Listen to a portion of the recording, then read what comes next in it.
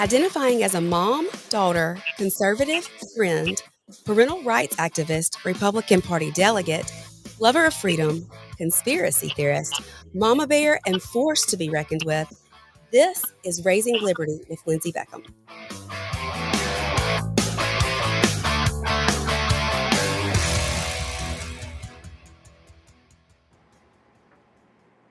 Good afternoon. We are back from a short couple of weeks of a break, but we are back and more powerful than ever because we have a great guest here today. Her name is Anne, and she has a very powerful story that concerns her son. And I want her to be able to tell. I want her to be able to tell her in her words. So, Anne, are you there? Yeah, I'm here. Can you Tell see me? us. There you There. are. There you are. So, tell us about Weston. Who was he? What was he like? He was amazing. He was the apple of my eye. That moment a mother first meets a child, and they look into their eyes and they just understand the meaning of love and life. And he was my firstborn, and he was everything. He was a good kid. He was a sweet kid. He lived to make people laugh.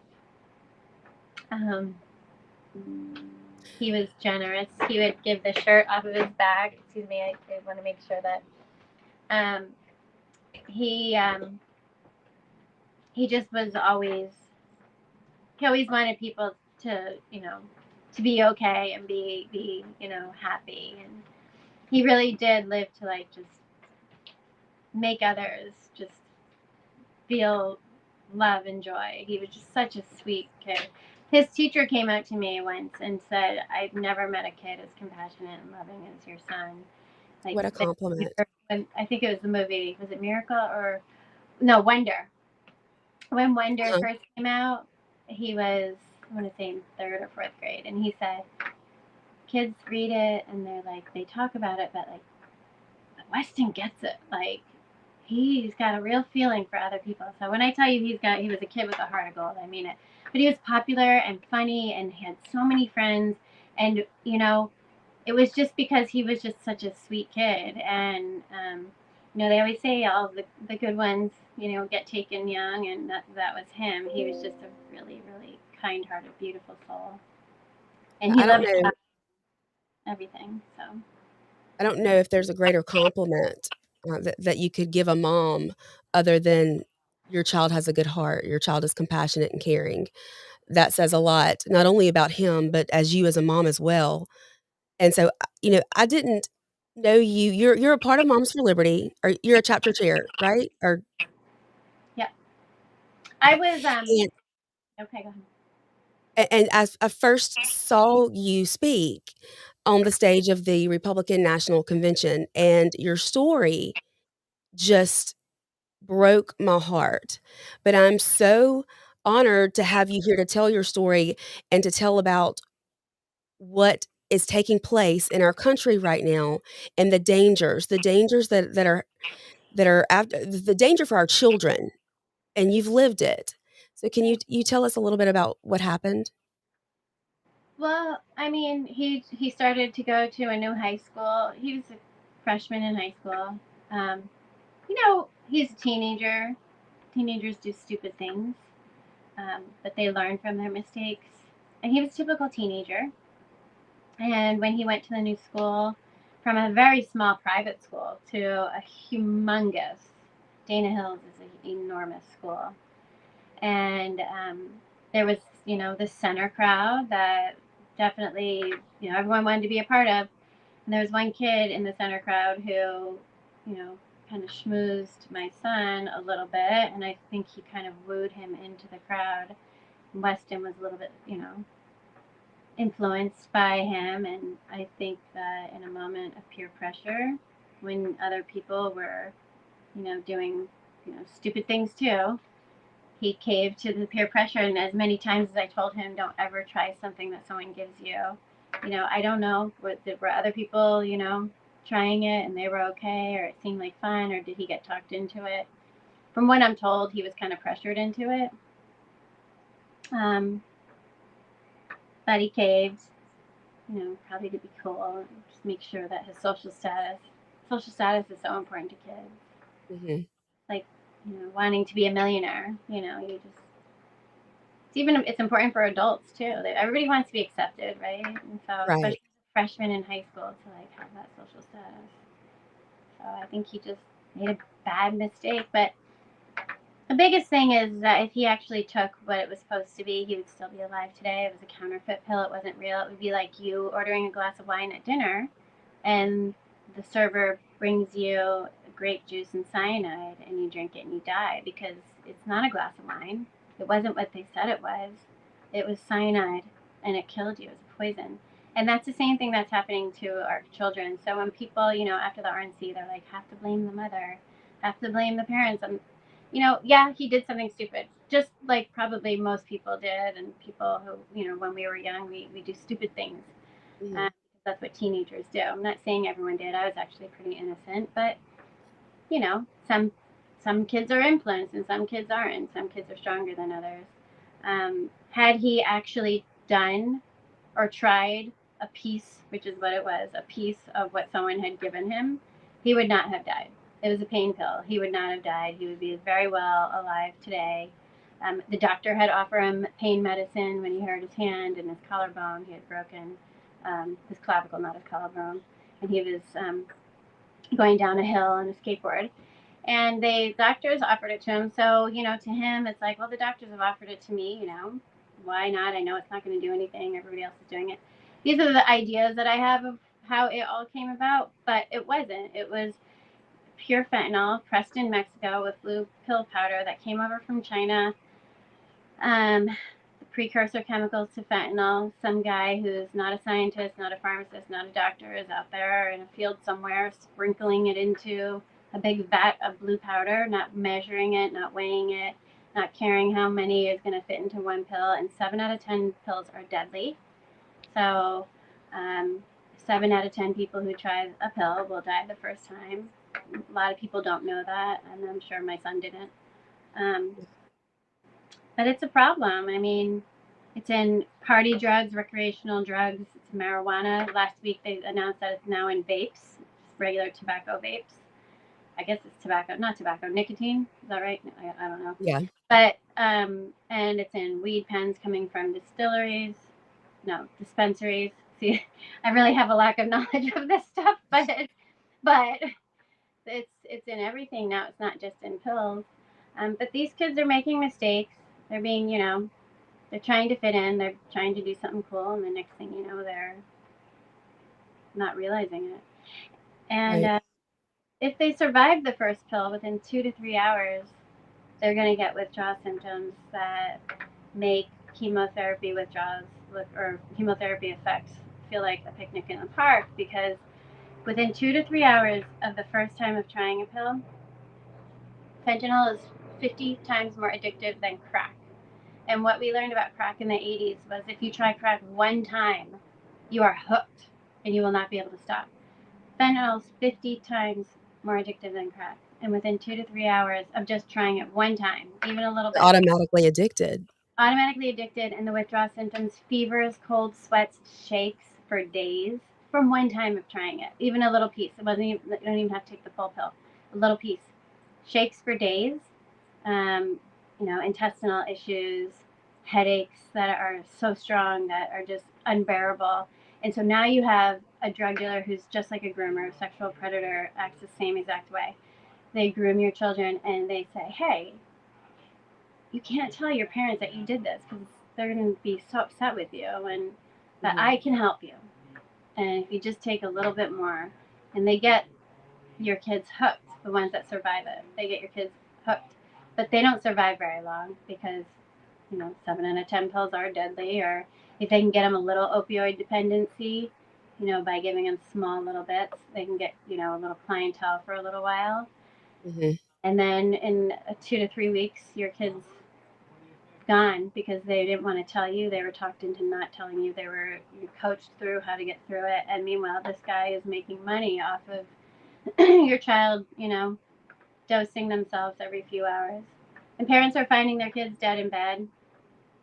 their safe space Yeah, because they're trying to medicate themselves off of an addiction they never wanted, you know? And so now right. 300,000 Americans are dead in the past 3 years, and there's no response. There's no So you've code. kind of made this your mission. Your mission is to educate parents and to educate Americans on the dangers of what we are seeing come across the border.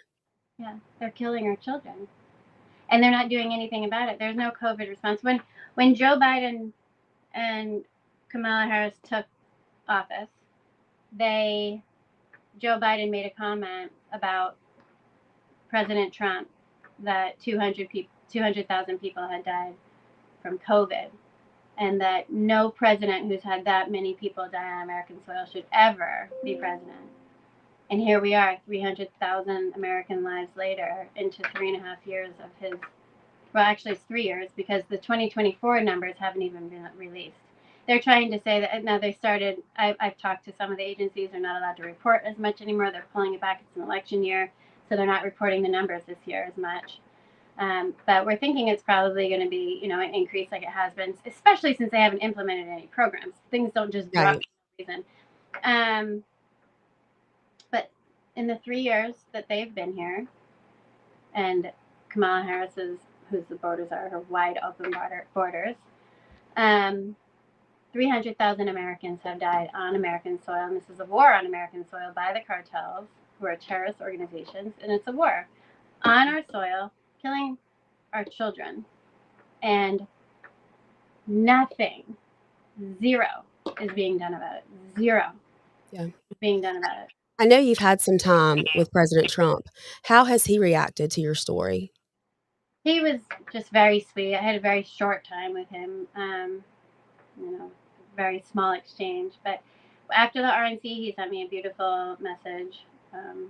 Weston's so proud of me, and looking down upon me, and it was very sweet. And then when I saw him, I happened to be at a press conference, and I saw him, and he said, "You were my star," and it was just beautiful. He's like, "Your son is so proud of you," And he said and his name. He said he said, Weston's name. he pointed and he said, "Weston," and he was just amazing. You can feel the genuine, he's just a genuine person. He's a loving and very genuine man. And he's just like you would expect, just a very kind heart. He's got compassion. And you hear story after story of how, he paid off someone's mortgage, or he, paid for their medical bill.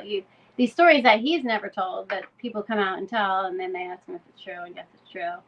And in Christianity, they say, don't let one hand see what the other hand is doing. And that's what really the way he's been giving. He does things for people and doesn't tell anybody. And the Mhm. next thing you know, someone comes out and says it. And so people find out, and that's, kind of, not telling people that you did it, but people coming out is a really big testament of his Not heart. wanting to get the glory, not wanting to have it all be all about you. Yep. Yep.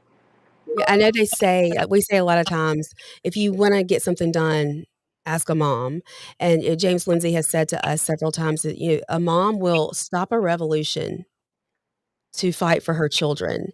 So, you've just been very much advocating on this issue since you lost Weston, correct? Yes, because this government's doing nothing, so they're leaving it in the hands of parents who have lost. Why is it that parents are the ones who have to go into schools and educate, that we're the ones who are crusading, we're getting the materials, we're talking to the pharmaceutical companies to please donate Narcan, we're trying to get legislation in the states? This should be, coming out from the people who are in the highest of offices, saying we got a real problem here. Like, we have to start criminalizing these drug dealers who right now they're getting a slap on the wrist, not even, they're getting a court date released, and they go back over the border, back to Mexico, and they never show up for their court date.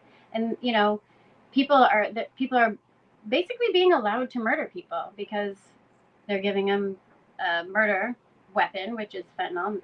We call it a weapon of mass destruction because of the things that you can possibly do with it. Well, you There's don't say he overdosed, you say he was poisoned, and poison. that seems to Okay, be completely accurate. yeah. An overdose is if you've done too much of something and intentionally you've done, you know, that, and it's, you did too much and you died. And people will argue that even, those drugs should be considered poison. But I mean, they call it alcohol poisoning. They don't call it alcohol overdose. Right. But I call it a poison because they didn't know it was there. The same way I gave the example about the cyanide in the Glass of wine. the grape juice. If they don't know something is there, you're being intentionally poisoned. But they're using fentanyl because it's so addictive that they know that if it's like a worm on a hook. If they can get you on it and they reel you in, they'll get they'll get a little bit of an income from that. And people always say, I'm sorry, the computer is making so much noise. They always say, well, why would a drug dealer want to kill their client? Because there's all you have to do is get someone to try it. That's all you have to do. And And so automatic addicted. get one person to try it, they die. Okay, you got someone else. And there's a lot of products out on the market that you don't buy a million times. Um, but these cartels are being allowed to run multi-billion-dollar corporations on American soil, unregulated. I always throw in tax-free. They're running businesses on our soil, and nothing is being done, and it makes no sense. They're killing people, and Has nothing. anyone from the Biden or Kamala campaign, or has anyone reached out to you? Or I know you spoke about from the stage at the RNC.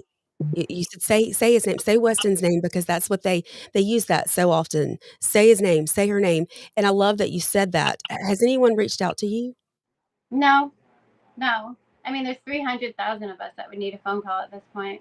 Yeah, And no, nobody's reached out to me. And honestly, I don't want her to even put my son's name through her lips.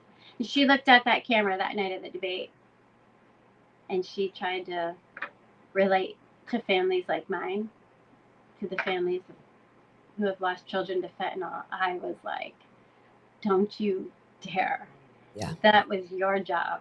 You just had to secure the border. You had to keep going what we had started.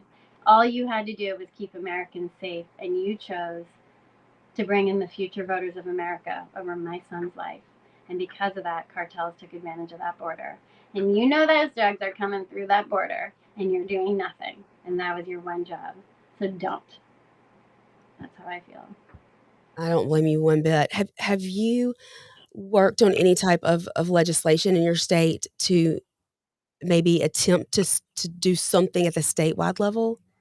So that's what I'm kind of looking at right now. I would like to do that.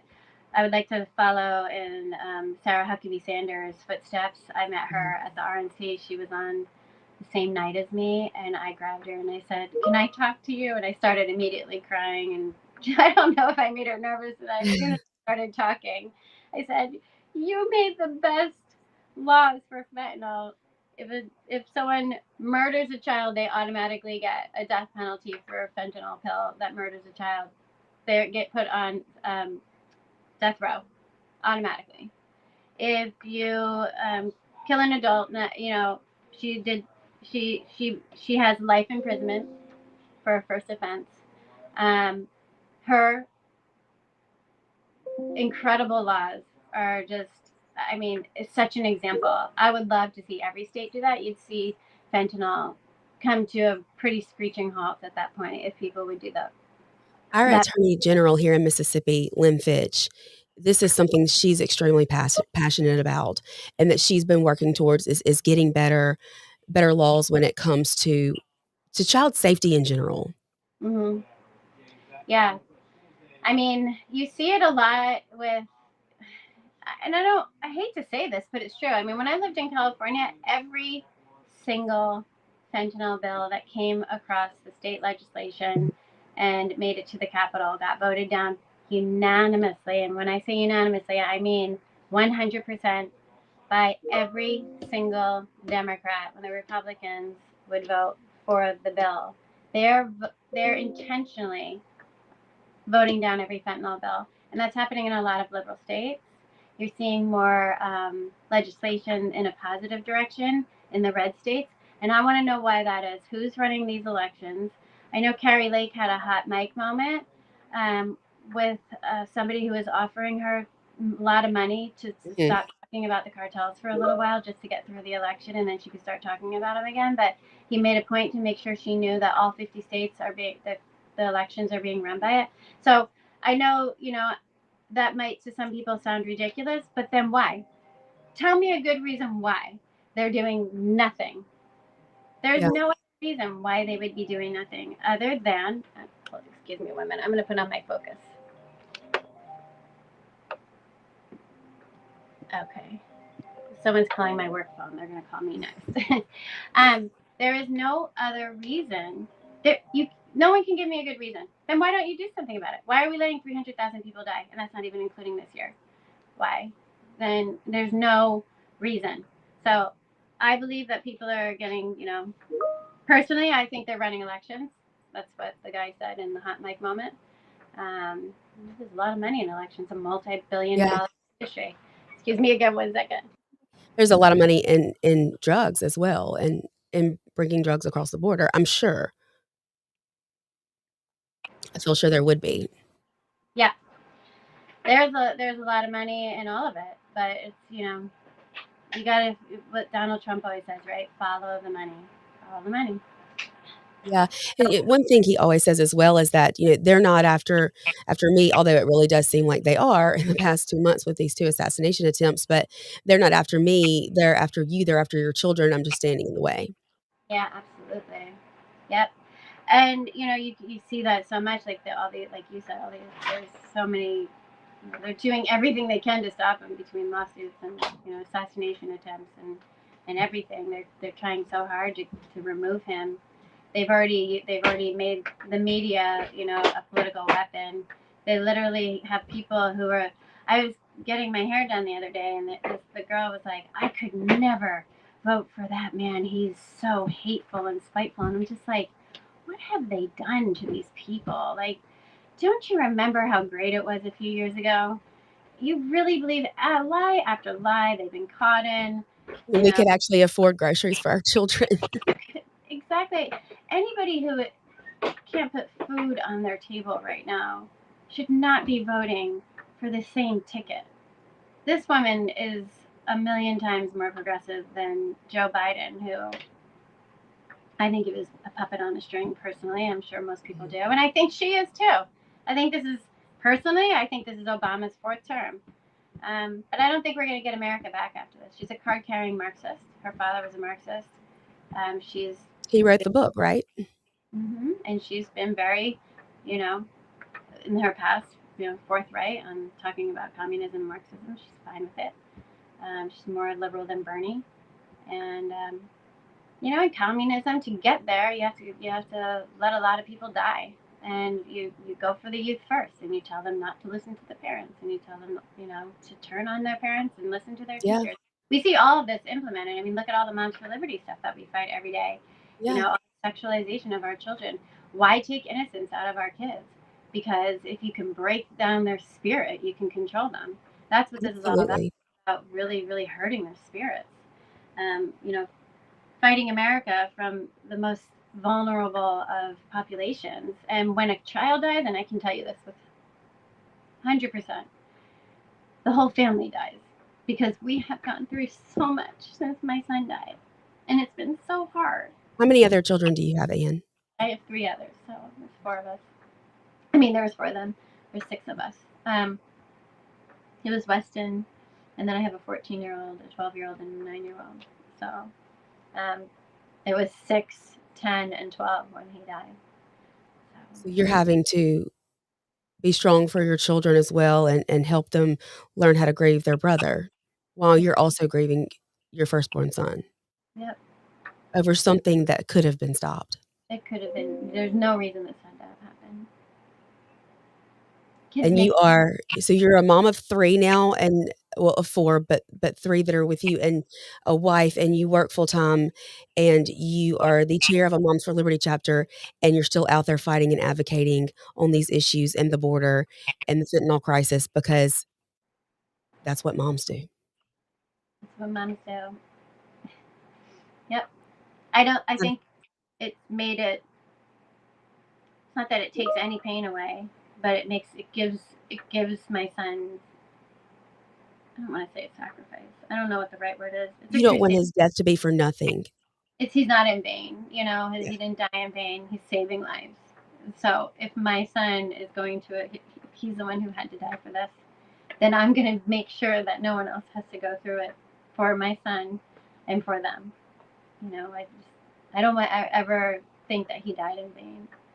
So I'm trying to make something of it. absolutely, and you are making a difference. I see you out there giving interviews and going on podcasts and educating the public on things that we just don't know because it's not talked about. And we hear that there's a border crisis, but we don't know these numbers that you're giving us today, and it's shocking and it's sickening. Yep. It is shocking and sickening. It was like 76,000 in 2021. The year my son died, I think was 107,000, and then 113,000. It's steady So, rising, steady rising.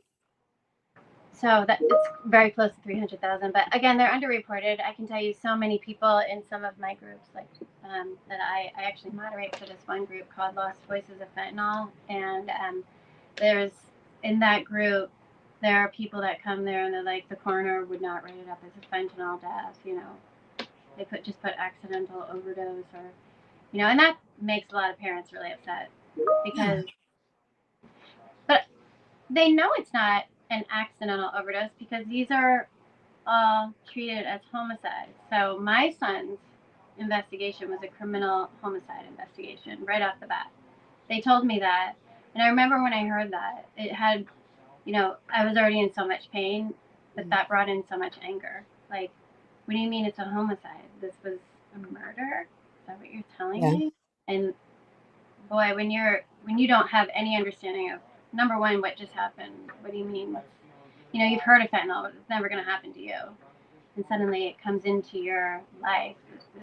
But it really is murder. If you think you're taking a pain pill that your friends are all doing it and you want to fit in and you think you're taking a pain pill and yet you have something that strong that's you're addicted to immediately, that you have withdrawals from immediately from one time, and that can kill 7 out of 10 die the very first time, that is murder.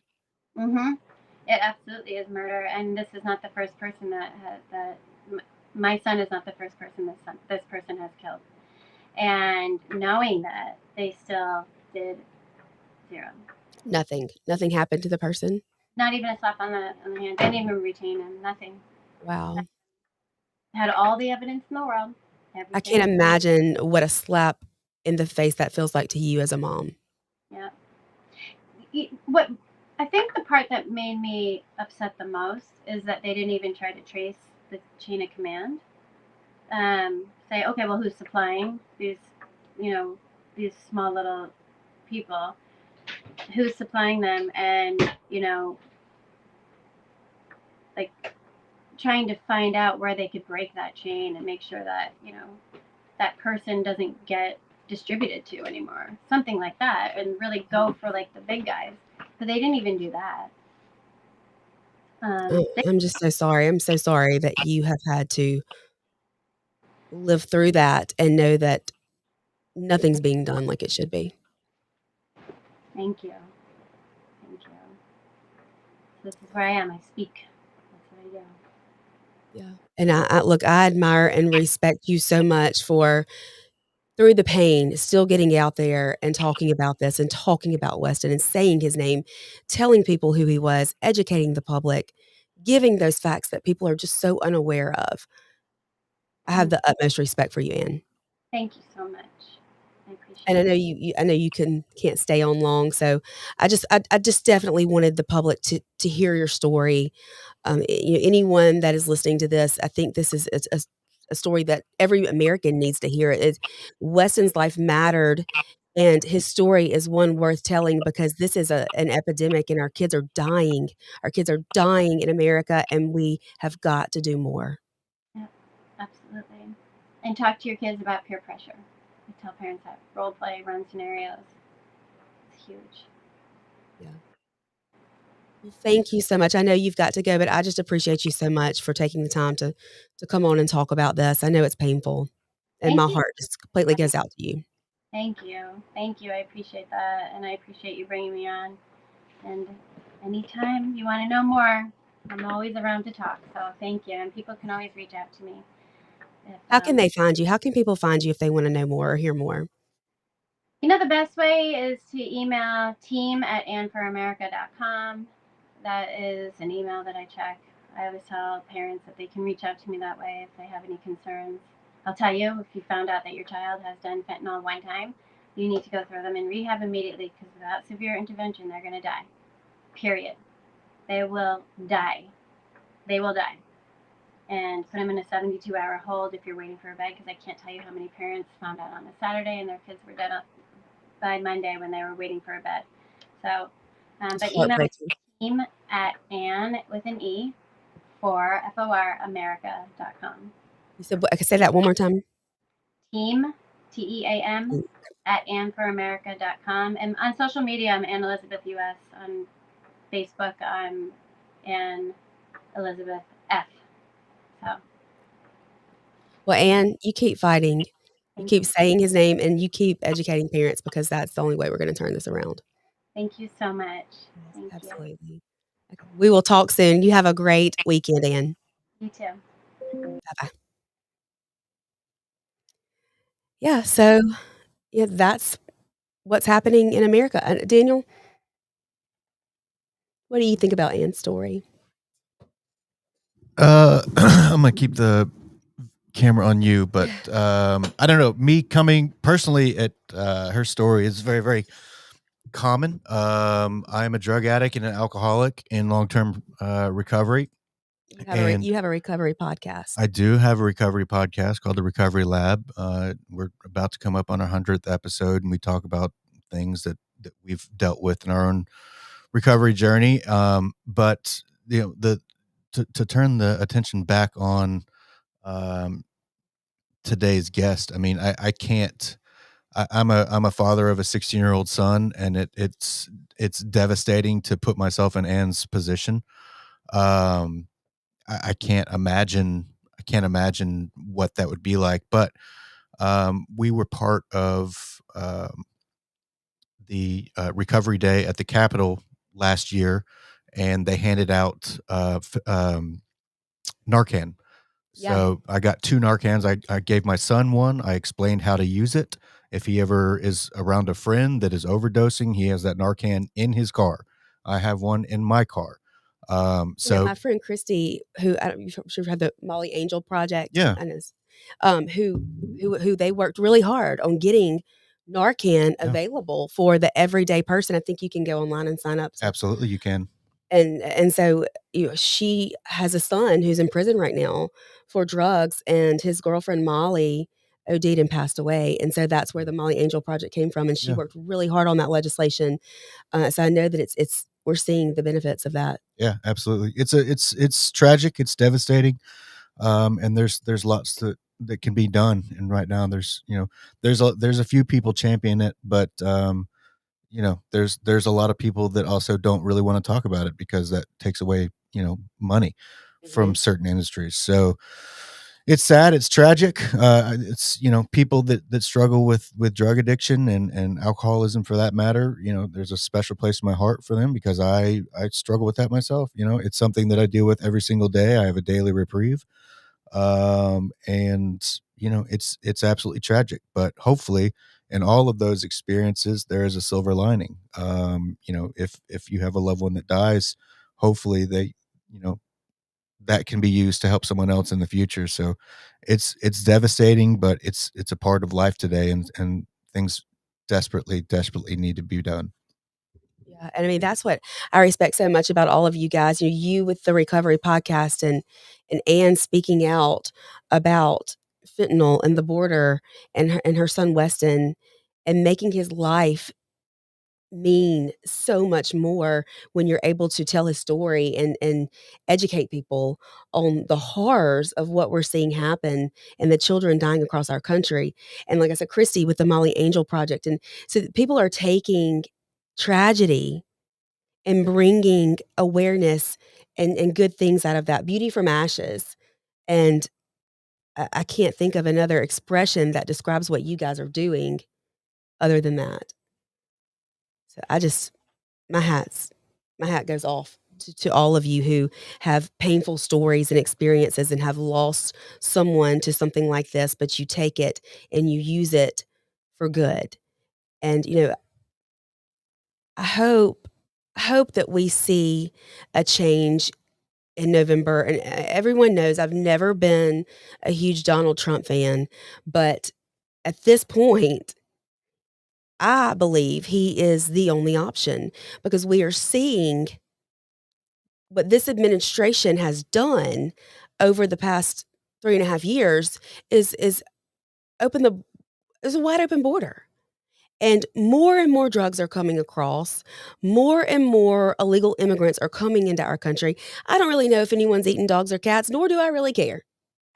What I do know is that I can't feed my children on a month to month basis because I can't afford it because groceries are outrageous, but yet we are somehow bringing more and more people into the country, handing them a cell phone. It makes no sense. So I just feel like the only option that we have is to put Donald Trump back in office. And they are so scared of that for some reason. The left and the Democrats are so terrified of having Donald Trump back in office. I don't know who these guys are that have attempted to assassinate Donald Trump, but what I do know is they failed, and that's maybe for a reason. Um, Look, I stay far out of politics. I know It's you do. not my thing. I don't champion any candidate, but I will say this. One thing that is very, very interesting to me is Donald Trump has had 2 attempts on his life In 2 months. in 2 months. And you know what's interesting? What's so crazy? There hasn't been one Republican that has tried to murder Kamala. Not Right. one. Not one. That's true. That's a good point. It's Very because good point. it's because conservatives have self-control.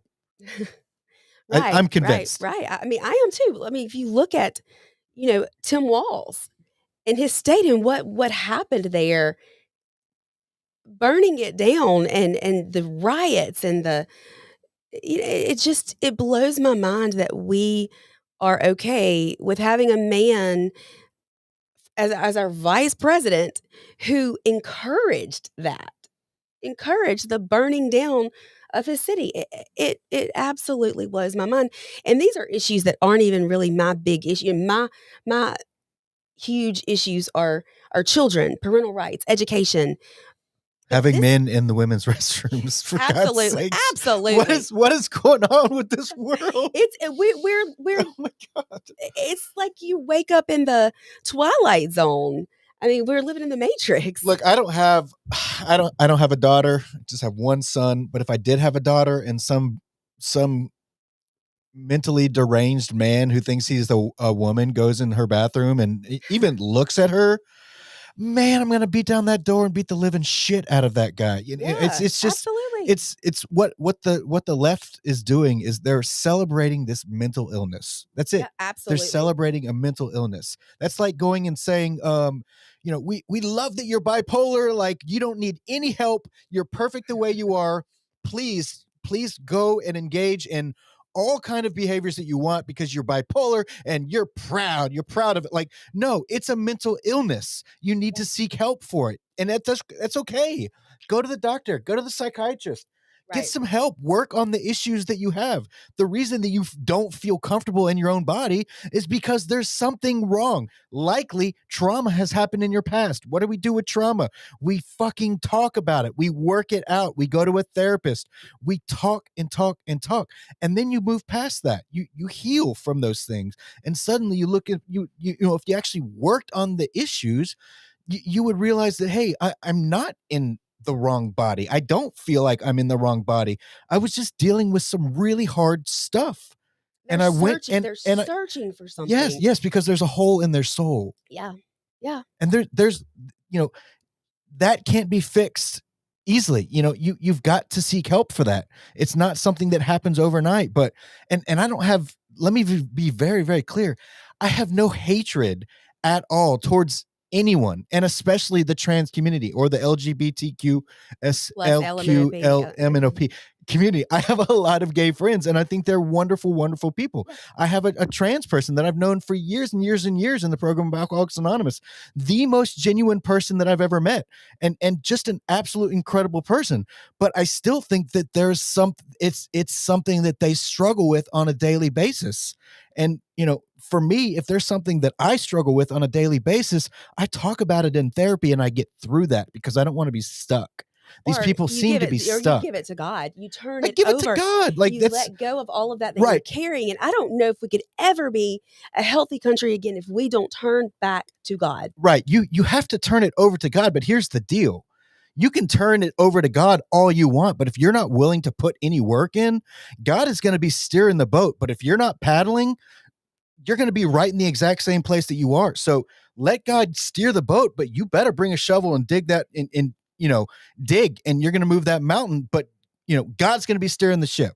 I'm kind of rambling, but God is going to steer the ship, but you got to work. You got to put the work in. You got to go to therapy. You've got to seek help. Otherwise you're just, I'm just born this way and it's just the way it is. And you need to call me she, her, him, it, dog. And that's just the way no, I'm not going to buy into your mental delusions. I'm just not. I still love you as a person. I think that all people deserve love, but I'm not going to buy into your mental delusion. I'm sorry. And that's what's so crazy is that the whole trans agenda, it's always been considered a mental illness.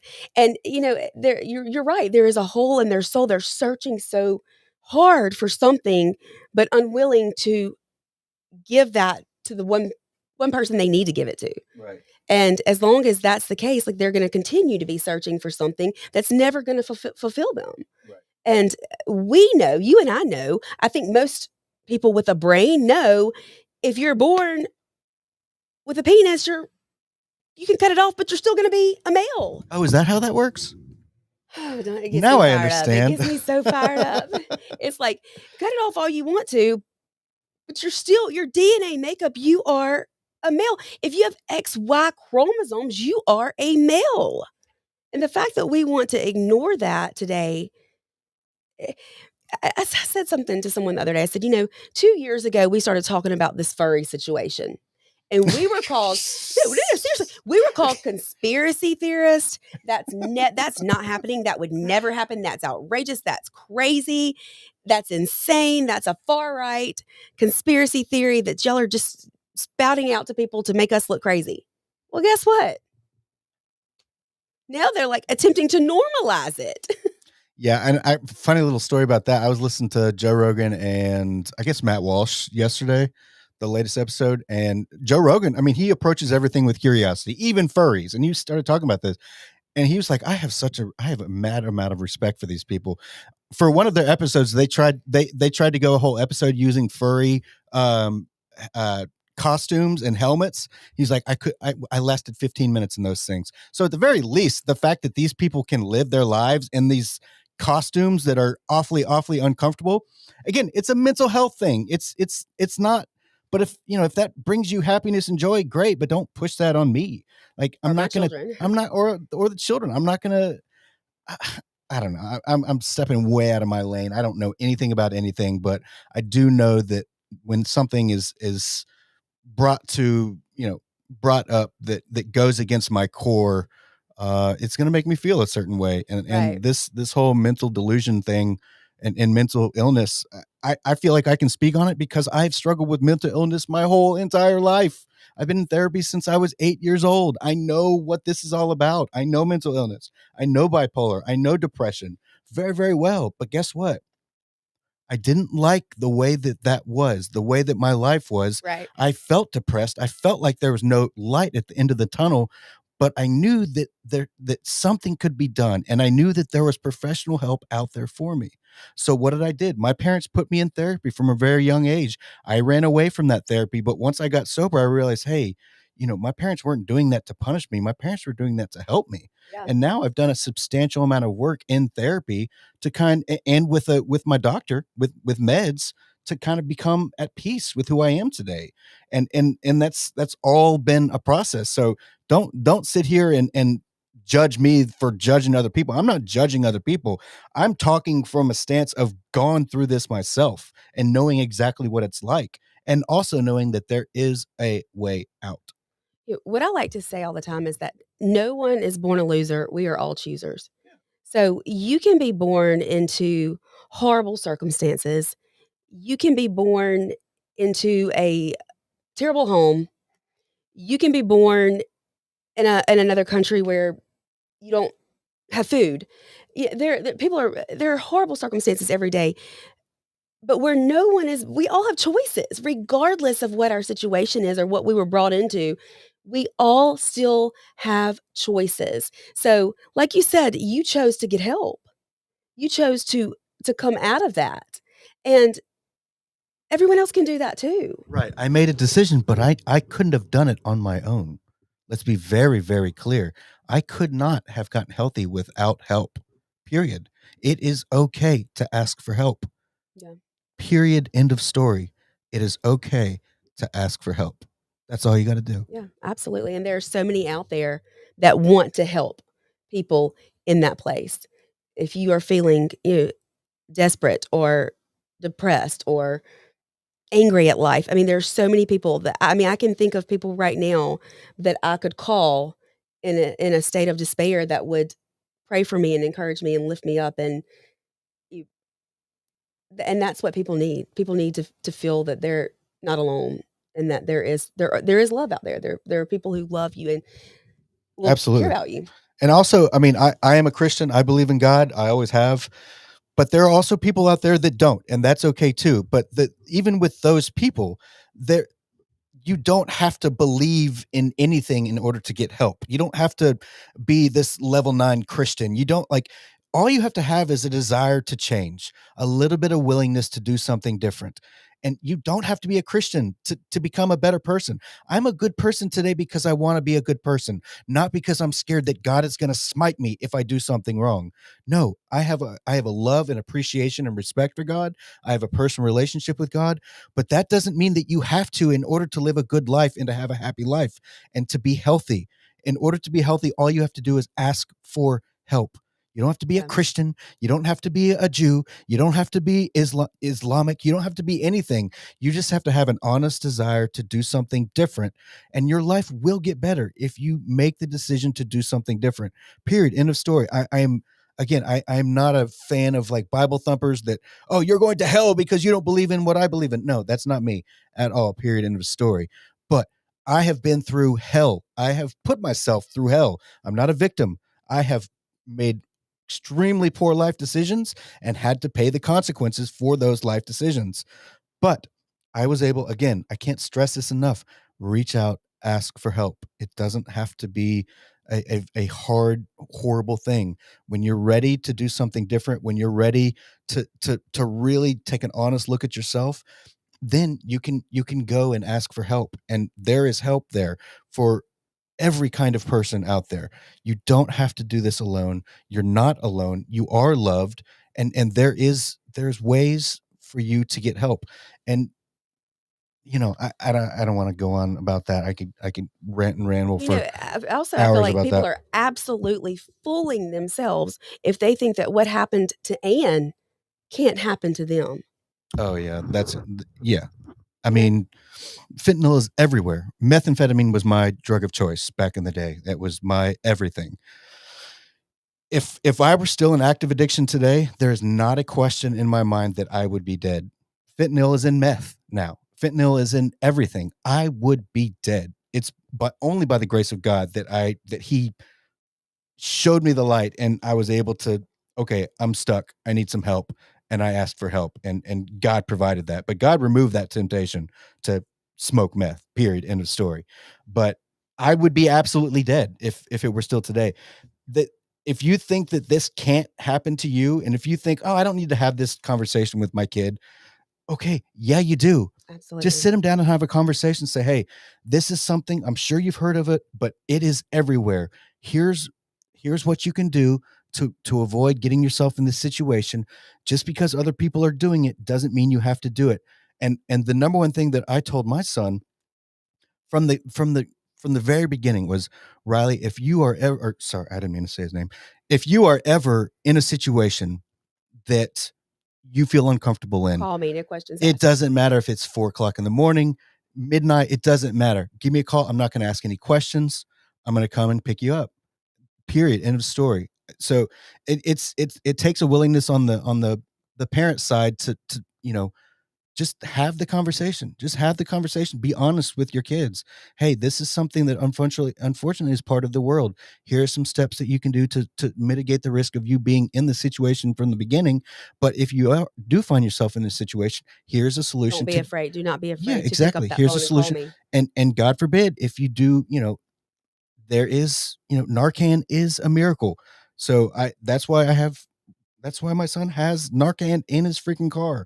Hopefully not for him, but if he rolls up on, a schoolmate or something that's overdosed, I have walked through him everything that I learned at the recovery day at the Capitol. I taught that to my son. I went directly home and gave my son that Narcan and told him how to administer, what to look for, and all of that. And also to get the hell out of the way once you administer it, because that person that wakes up is going to hate you very, very much, but you're going to save their life. So I think we need to get a lot more Narcan on the streets. And I also think that the education is paramount in helping mitigate the risk of this becoming even more of an issue.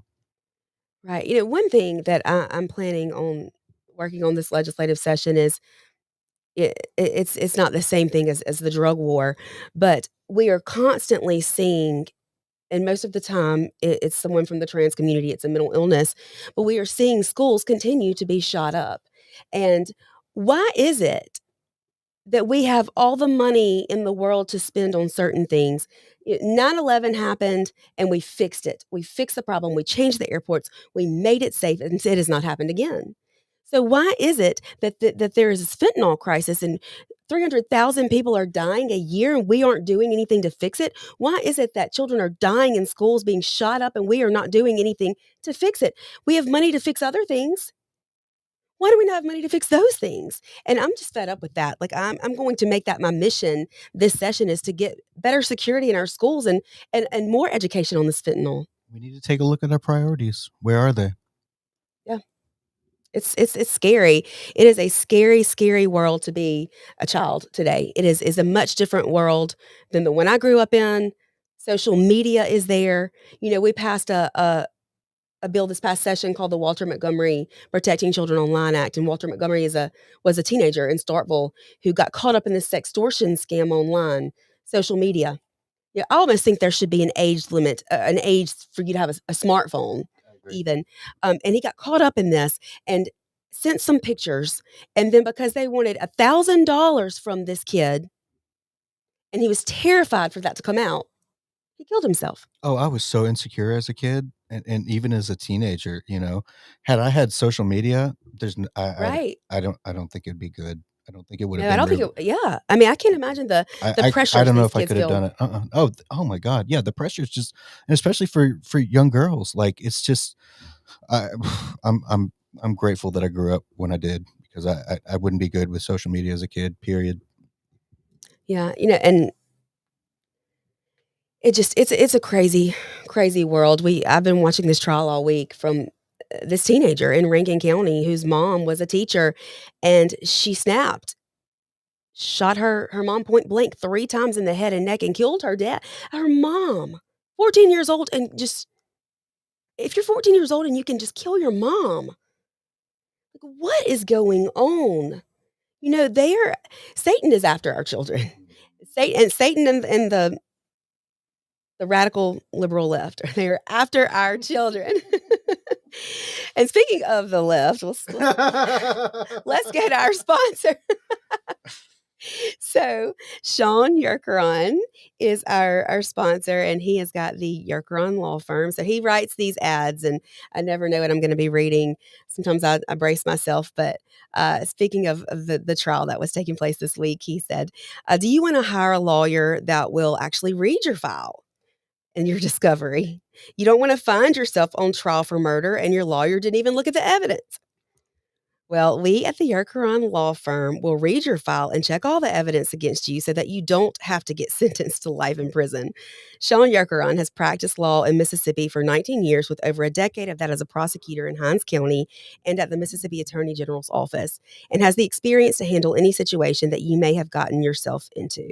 Call or text him anytime at 601-906-9094 if it's about law. Sean's a good person. Y'all give him a call if you need him. Yes. He is, all joking aside, he's a phenomenal person and a Yes. phenomenal lawyer. So Yes. don't hesitate to reach out to him. You can find him also at onetextlaw.com or on his Facebook page. And of course, always remember, just because you did it doesn't mean you're guilty. So, you got a good lawyer? Turn that right around. So thank you, Sean, and thank you to the Yerkeron Law Firm for sponsoring the Raising Liberty podcast. And it has been so thankful for Anne for coming on, sharing her story. Thank you, Daniel, for sharing as well. I really appreciate it. And we will be back here next Friday morning with Nick Bain. So we'll talk to him about some stuff that's happening, what he's working on. So y'all have a great week, great weekend.